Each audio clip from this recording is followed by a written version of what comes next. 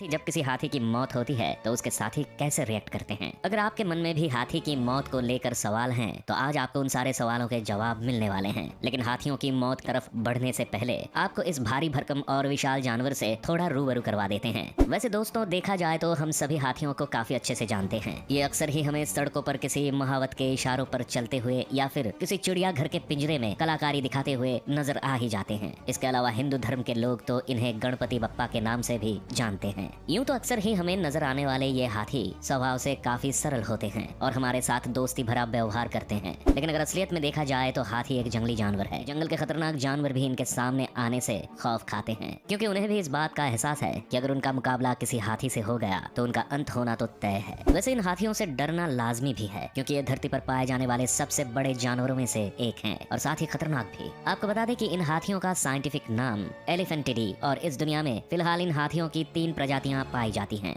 जिन्हें African forest elephant, African Bush elephant और Asian elephant के नाम से जाना जाता है। हालांकि एशियन एलिफेंट को कई सब स्पीसीज जैसे बोर्नियो, इंडियन, श्रीलंकन और सुमात्रान एलिफेंट में डिवाइड किया गया है। इसके अलावा ये भी हो सकता है कि आपने मैमथ जैसी भी प्रजाति का नाम सुना हो, लेकिन समय के साथ सब विलुप्त होती चली गई। वैसे एक बात यह भी सच है कि आर के चलते मौजूद हाथियों पर भी संकट के बादल मंडरा रहे हैं। दरअसल कई शिकारी हाथी दांत के लालच में आकर इन हाथियों का शिकार कर लेते हैं, जिसके चलते इनकी संख्या में तेजी से गिरावट भी देखी गई है। यहाँ तक कि कहा तो ये भी जा रहा है कि यदि इनकी संख्या ऐसे ही कम होती चली गई तो हाथी विलुप्ति की कगार पर भी पहुंच सकते हैं। खैर, आगे बढ़ते हुए अब आपको इन हाथियों की सभी प्रजातियों से मिलवा देते हैं। सबसे पहले अफ्रीकन फॉरेस्ट एलिफेंट के बारे में बात करें तो ये हाथी साउदर्न और सेंट्रल अफ्रीका के जंगलों के निवासी होते हैं। इनकी ऊंचाई लगभग 9 से 10 फीट, तो वहीं इनके भारी भरकम शरीर का वजन तकरीबन 900 और काफी हद तक सीधे दांत होते हैं। जबकि यही आप अफ्रीकन बुश एलिफेंट पर नजर डालेंगे तो ये हाथी वेस्टर्न से लेकर सेंट्रल, ईस्टर्न और साउदर्न अफ्रीका में पाए जाते हैं। इन हाथियों की ऊंचाई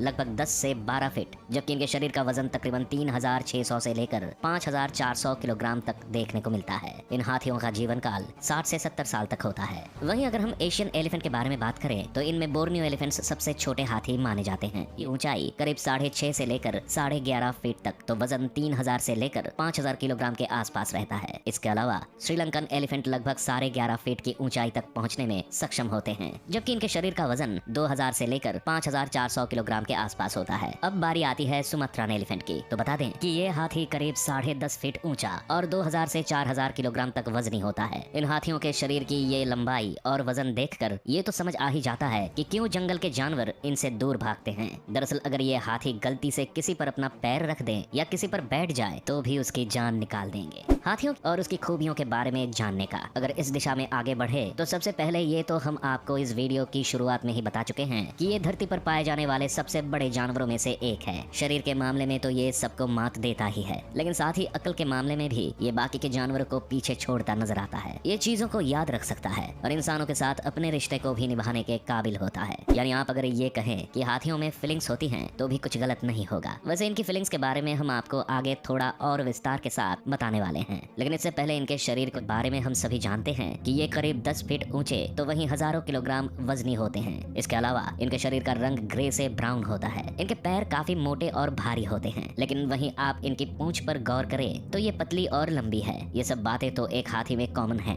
लेकिन जो चीज इन्हें और भी खास बनाती है वो है इनके दांत, क्योंकि इनके पास 2 तरह के दांत होते हैं। और इन दांतों को देखते हुए भी एक कहावत भी बनी है कि हाथी के दांत खाने के और दिखाने के और। दरअसल हम लोग आमतौर पर हाथी के उन 2 दांतों को ही देख पाते हैं जो उनकी सूंड के दोनों तरफ होते हैं। ये दांत हाथी के खाने के काम नहीं आते, इसलिए ये दिखाने के दांत कहते हैं। वैसे भले ही ये दांत हाथी के खाने के काम नहीं आते, लेकिन जब किसी शिकारी को सबक सिखाना हो तो ये काफी मदद करते हैं। इसके अलावा खुद का बचाव करने, खुदाई करने या फिर एक तरफ जहां ये दांत हाथी के लिए इतने जरूरी हैं, तो वहीं इंटरनेशनल मार्केट में इसकी कीमत भी बहुत अधिक है, जिस कारण इन्हें कई बार शिकारी से अपने दांत बचाने के चक्कर में जान से भी हाथ धोना पड़ता है। खैर, आपको बता दें कि हाथी के मुंह में 26 दांत पाए जाते हैं और इन दांतों की मदद से ये चीजों को चबाते हैं। इसके अलावा चीजों को उठाने से उन्हें इन्हें मुंह में पहुंचाने का काम होता है इनकी लंबी और मजबूत सूंड का। ये इतनी मजबूत होती है कि लकड़ी के बड़े बड़े लट्टों को भी उठा लेती है। यही नहीं, इनकी ये सूंड एक बार में करीब 14 लीटर पानी तक खींचने में सक्षम होती है। आपको बता दें कि हाथी एक शाकाहारी, किसी हाथी की मौत हो जाती है तो जंगल के बाकी हाथी उसके शव के पास पहुंच जाते हैं। इसके बाद वे अपने साथी के आसपास विलाप करते हैं और चक्कर मारना शुरू कर देते हैं। दरअसल ऐसा करके वे अपने साथी के चले जाने का दुख जाहिर करते हैं, क्योंकि हाथियों में अक्सर ही ये देखा जाता है कि इनमें एक दूसरे के साथ बॉन्ड काफी मजबूत होता है। इनमें प्यार और सुरक्षा का भाव कूट कूट कर भरा होता है। हालांकि इस दौरान अलग अलग हाथियों का रवैया भी अलग दिखाई देता है। कुछ शव के आसपास चक्कर लगाते हैं तो वहीं कुछ हाथी उसे लात से उठाने की कोशिश भी करते हैं। इसके अलावा ज्यादातर हाथी ऐसे भी होते हैं जो मरे हुए हाथी के हाथी होते हैं, वे अपने पैरों से शव को हिलाते हुए नजर आते हैं ताकि वो हाथी फिर से उठ खड़ा हो। कई बार तो अपना दुख जाहिर करने के लिए जोर जोर से चिंघाड़ते हैं और शोर मचाते हैं। और अगर इस बीच कोई दूसरा जानवर इनके करीब आ जाए तो समझ लो उसकी शामत आना तो तय है। ये हाथी अपने साथी के मरने पर उस दुख को बांटने के लिए एक दूसरे को सूंड से थामकर ढांढस बंधाते भी नजर आते हैं,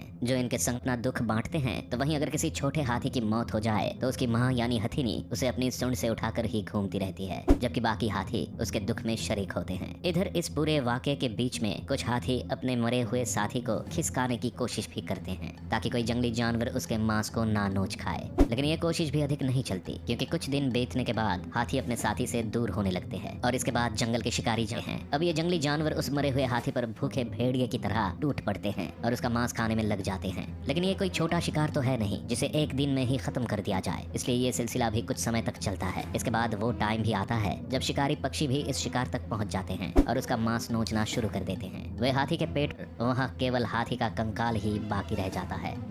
दोस्तों, एक भारी भरकम हाथी किस तरह से मरने के बाद कुछ ही दिनों में मिट्टी में समा गया, ये देखना वाकई में रोमांचक है। हम उम्मीद करते हैं कि यहाँ आपको भी हाथी की मौत और मरने के बाद उसका क्या होता है इसका जवाब मिल गया होगा। वैसे आपको हाथियों के बारे में ये जानकारी कैसी लगी हमें कमेंट्स में जरूर बताएं। अगर आपको ये वीडियो अच्छी लगी तो वीडियो को लाइक और चैनल को सब्सक्राइब करना ना भूलें। साथ ही बेल आइकॉन का बटन